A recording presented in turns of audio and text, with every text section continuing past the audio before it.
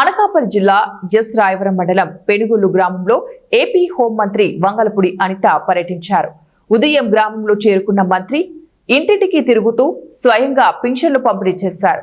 హోంమంత్రి అనిత పెనుగొల్లు చేరుకోగానే గ్రామంలో చలాకీగా తిరుగుతూ ప్రజలతో మమేకమయ్యారు.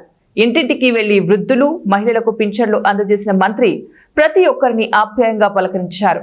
ప్రజల యోగక్షేమాలు అడిగి తెలుసుకున్న అనిత వారి సమస్యలు వినిపించగానే వెంటనే అధికారులను పిలిచి సూచనలు చేశారు.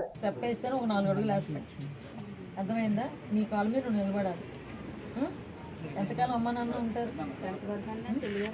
అమ్మాయి చదువుకున్నా కదా 10th వరకు.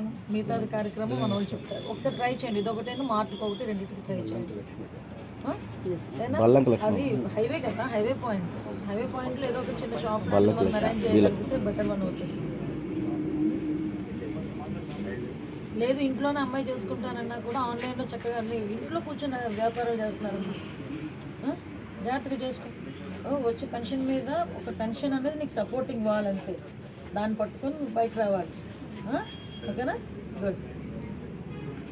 అమ్మాయి ఫింగర్ ప్రింట్ తీసుకున్నారా?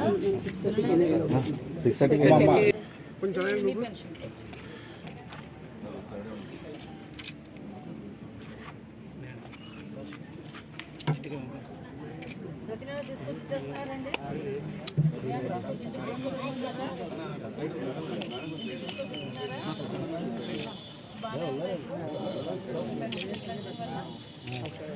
అందుకే ఇల్లు వచ్చినా నెల అయ్యేసరికి 1వ తారీఖు అయ్యేసరికి కంపల్సరీ ఉదయాన్ని తీసుకొచ్చిమని పంపించారు చంద్రబాబు నాయుడు గారు. ఎంతమంది పిల్లలు?